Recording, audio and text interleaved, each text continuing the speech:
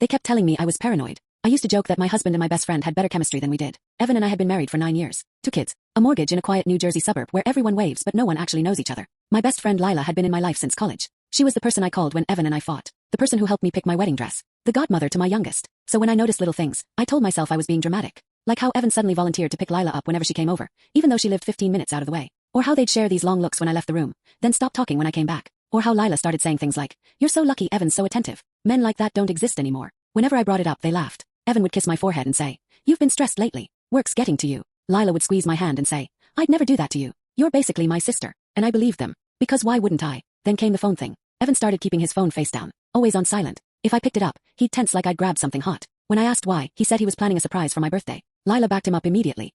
"He asked me to help," she said, smiling too wide. My birthday came and went. No surprise. Just a gift card and an apology. Again, I told myself I was paranoid. The night everything broke, Lila came over crying. She said her boyfriend had dumped her. Evan insisted she stay for dinner. Insisted she drink wine. At some point, I went upstairs to put the kids to bed. I came back down and found them sitting close on the couch, knees touching, whispering. When I froze in the doorway, they jumped apart. Evan snapped. "What's wrong with you?" Lila started crying harder. "She thinks we're sleeping together," she sobbed, like I was the one betraying her. I apologized. Actually apologized. Later that night, while Evan showered, his phone buzzed on the nightstand. A message preview popped up. "Tomorrow, same time. I miss you already." It was from Lila. I didn't confront him. I didn't scream. I took screenshots. Waited. The next morning, Evan kissed me goodbye and said he had an early meeting. Lila texted me, asking if I wanted coffee later to clear the air. Said yes. Then I followed my husband. He didn't go to work. He went to a small apartment complex 10 minutes away. I parked down the street and waited, heart pounding so hard I thought I'd throw up. 10 minutes later, Lila pulled in. They walked in together like it was normal, like this was routine. I sat there for an hour. When they finally came out, Evan was laughing. Lila was fixing her hair.